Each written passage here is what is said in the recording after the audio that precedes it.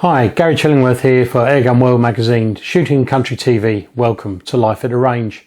I apologise for the fact that we're a week late with our video, but as you can see, I had a little whoopsie. I was at work, as many of you know, I'm a train driver, and I was walking to the depot, and as I went to cross the road, I stepped into the road and my left leg just gave out underneath me. Hit the ground like a big sack of potatoes. Thought I'd broken my leg, and to be perfectly honest with you, I wish I had. Never felt pain like it. I was rolling around, screaming my head off. Luckily, we had people stop, and they were absolutely amazing. This was down at Orient Way in Hackney. And ambulance off to Homerton Hospital. And it looks like I've done my perineal tendon. Which affects the foot, so I can point my toes down but I can't raise them up. I've got a thing called foot drop. So unfortunately it looks like my shooting season may be at an end. I don't know how long it's going to take to get better, but it could be anything from a month to 6 months, maybe even longer. But it is what it is. There are far people worse off than I, so there you go. But where does that leave us with the channel? Well, there's going to be a lot more stuff just basically based around the house. I've got a few good ideas which hopefully we're going to be bringing in. I'm finally going to get the bench rest video done. We've got a gun which I'm borrowing and a scope, and I'm going to be speaking to people who've basically, it's one of these things that is quite a complicated thing, and the guys at Airability have been doing such a good job. I've sort of been not looking at it, but at the moment I think I'm going to be nicking some of their ideas. So yeah, lock it. You will be getting a phone call from me very, very soon. Hi, Gary here, just doing the edit. There was something I meant to put in, but I forgot. As I said, you guys have been absolutely amazing. You're keeping me cheerful. But one of the funniest things, David Kenrick asked a question on Life at the Range. He said, how does a train driver get that type of injury? Have you been called up to the England squad? Okay, yeah, that's fair enough. I would say the England squad haven't been playing football particularly well. But Ian Young,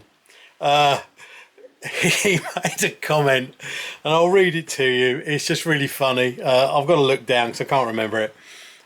It's quite simple, really. 1 minute, everyone was sat around enjoying a cuppa, and some silly twat mentioned overtime availability. And there was a stampede at the canteen door. In the ensuing melee, Gary managed to hurdle the first 3 canteen tables, but unfortunately, there was an unaccompanied chocolate brownie carelessly abandoned on table number 4, and he became distracted on the takeoff. Get well soon. Tell you what, it really made me laugh. So Ian, thank you very much. You made my day. I'll pass you back to the fat man, and yeah, see if you can tell me what kind of medication I'm on. But I was just watching the video back, and I do look a little bit glazed because I've just taken my tablets. See you all in a bit.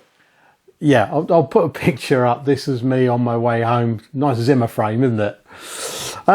Right, so what are we going to have a chat about today? Well, today we are going to talk about buying your first target rifle. If you've decided you want to go into target shooting, but you know, you've been a hunter or a plinker, or you know, literally you've never really shot air guns before, but you just want to take up target shooting, what do you buy? And there is a plethora of rifles out there, and it can be quite daunting. So we're just going to have a little chat, and it's basically a way of me connecting with you lot, and you know, you've been great. Thank you for all the messages on Facebook and stuff like that. But I just wanted to let you know what's happened to me, what's going on, and we'll hopefully make an interesting video out of it. Right, well, as you all know, I'm a HFT shooter, hunter field target, and there's obviously field target, there's bench rest, 10 meter, there's many different types of target shooting. But we'll stick with HFT and essentially FT because they are very, very similar to start with, on what kind of rifle to buy. Well, the issue you've got is you've got different classes. Now, we're not going to look at the junior class or the ladies class or things like that, because essentially that's the same as shooting any other type of shooting. What we're going to do is look at the different classes that could you possibly use different types of rifle. So you've got the open class, sorry, my leg's hurting. You've got the open class, you've got the 2.2 class, you've got the recoiling class. They're your three main classes. Well, open class. In the past, and I have been guilty of this, I've said within articles, you could go and buy an S400 and win the World Championships.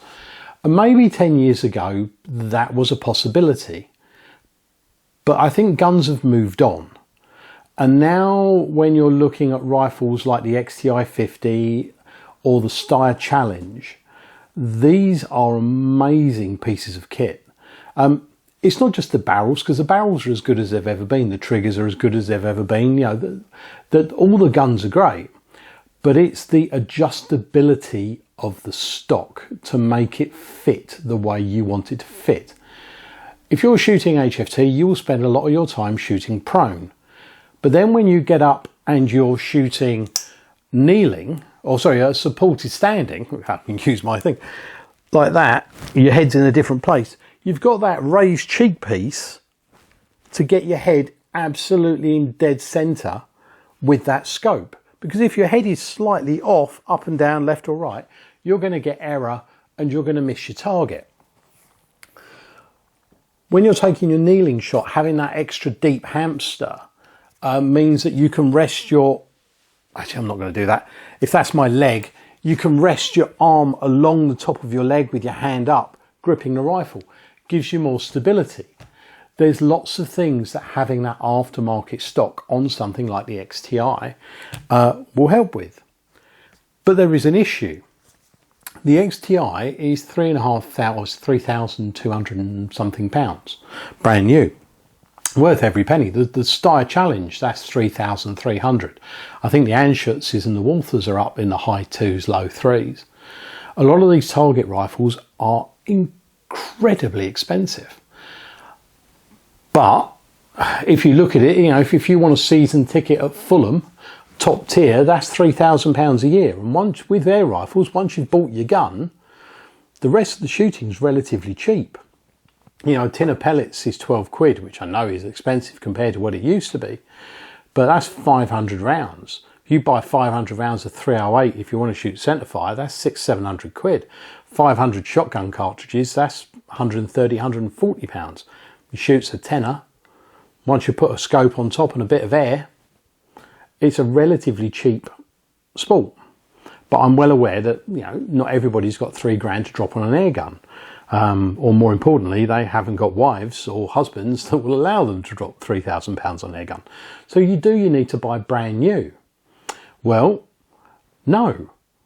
Let's look at our reigning world champion.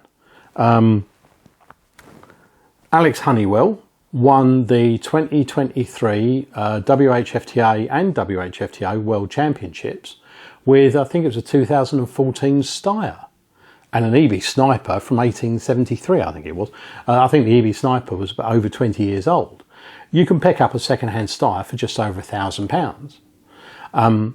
You can buy a gun like an HFT 500, which is again a target rifle. You can pick them up second-hand for about £600 or £700. Right, I've always said this, and don't tell him that I've said this, but there's a chap called Dave Ramshead, and as far as I'm concerned, Dave Ramshead is the finest HF shooter there has ever been. He's been in the England team every single year, apart from the year that he didn't compete in the UK's, and to get into the England team you've got to be in the top 6 shooters in the country. And a lot of the time he shoots with a pro target. Now some of you might be going, what the hell is a pro target? Well, the pro target is an air arms. Now the pro target is not the one before the XTI 50, which was the FTP. It's not the one before the FTP, that was the EV2. It's the one that was before the EV2. It's that old. It's like a 20-year-old gun. And you put a pro target in Ramy's hands and he will beat the vast majority of people with a Steyr Challenge, an XTI, an Anschutz 9015 or whatever. A lot of it does come down to the shooter. But the pro target is an adjustable rifle. It's got an adjustable cheek piece, it's got an adjustable hamster, it's got everything that a rifle you need to make it fit you. So this is the important thing. Do you need to buy the most funkiest gun out there? No. Can you? Yes. Is it going to be a bad thing to do? Hell no. I'd love an XTI 50 if I could afford one. They're absolutely amazing bits of kit and they will help you. It's because you can adjust them to make it fit you perfectly. But there are other options out there. So what I've always said is when you want to buy a gun, don't go to a gun shop, but first of all get to a club. Get to a club, look at people's guns, hold them, pick them up. Let's say you want to shoot, you want to be competitive, but things like, you know, pro targets, EV2s and things like that, the budget is a bit high. Well, because obviously with the PCP, you've then got to buy air tanks or compressor or other bits and pieces. Well, obviously there's the spring gun class, and spring gun is what I shoot in, and I love lovely people, absolutely brilliant. So what can you buy for a spring gun? Well, a lot of people shoot either a TX200 or an HW97. Both rifles are absolutely amazing. Some people say to me, oh, you know, I've got to go for an underlever because it's more accurate than a brake barrel. No. An HW98, if you get a quality brake barrel, something like an HW98, there's not a huge amount of difference between an underlever and a brake barrel. I personally, if I was going to recommend someone to go and buy a rifle for shooting competition, I would just say, look, just go for an HW97 or a TX200. I personally go for the TX200 because they're easier to work on, strip down, you know, take apart. You don't have to take the scope off. That's the big thing for me. So if you turn up at a comp and there's an issue, you can quickly whip the action out and all the bits like that, and you're not going to lose your zero. So for me, the TX is the way to go. But the beauty about spring guns is you buy your spring gun, you buy your scope, and you've got no air tanks, you've got no cylinders, whatever. Yes, they can be difficult to shoot. They will drive you crazy. You will spend times sitting in your car crying because the day before you were on the range and it was absolutely perfect, and then you've got to the competition and now it's shooting backwards. If you're a Springer shooter, you know exactly what I'm talking about. They can drive you batty. But when you get them working and they're beautiful, and I mean, look, we all know my gun is the Franken stock. I took an old stock and I put a Kydex Chig riser on it. I put a hamster on it. I put 180 grams of lead on the front of it and a big silencer, and that doesn't take the recoil out. It just slows it down. Makes it amazingly accurate. I'll just show you accuracy. I know I show this a lot because I'm very proud of it, but this is the picture of my best group I ever shot. That's 10 shots of 45 yards, and that's a 5p piece, and that's with a TX200 in no wind. It's an accurate gun. But if you don't want to shoot spring gun, and I fully understand it, some people they like to shoot 2.2, you know, a dam buster class. Now, the beautiful thing about the dam buster class, the old 2.2s, is the vast majority of people who shoot in that class are shooting with guns like the HW100. There are a few Steyrs out there. Dan Measures shoots a Steyr, Graham Cargan shoots a Steyr. But amazingly, at the weekend, the 2.2 class came between Andy Day and Nick Byrne. Now, Nick, I think, shoots an HFT 500. in 2-2. I'll double check. I'm going a bit senile in my old age. But Andy Day, he shoots a 2-2 Springer, and he shoots it amazingly well. It's in an aftermarket stock, so it's got a bit of weight to it. But he's as deadly with that 2-2 Springer as the vast majority of people with a 2-2 PCP. And yeah, at the weekend at Bisley, I think he shot a 54, took no prisoners. Absolutely an amazing piece of shooting. But the thing about 2-2 shooting is 2-2 shooting is more about the shooter's ability to range find and read wind, because 2-2, because it's a much steeper arc, you've got to be more precise with your shooting, and they take more wind. If you disagree with that, please put it in the comments below and let me know why. If you're looking to get into target shooting and you don't want to compete in the open class, 2-2 is a great way to go. The people in it are absolutely lovely. You know, they'll help you. It will really help your skill set. If you can shoot well with a 2-2, then when you go onto an open class 177, you will find it so much easier. But yeah, look at things like the HW100 and the S400 in 2-2 and stuff like that. Just whatever you do, you've got to get something where when you've got your cheek, when you're laying down and you're looking through the scope, the bony bit on your cheek is on the cheek comb, and you're able to look through the center of the scope consistently. And that is the one thing that will help you as a shooter. Well, that's pretty much about it. So open, recoiling and 2-2.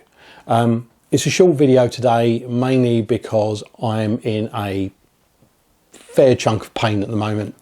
But I just wanted to get this video out and just let you know that everything is good.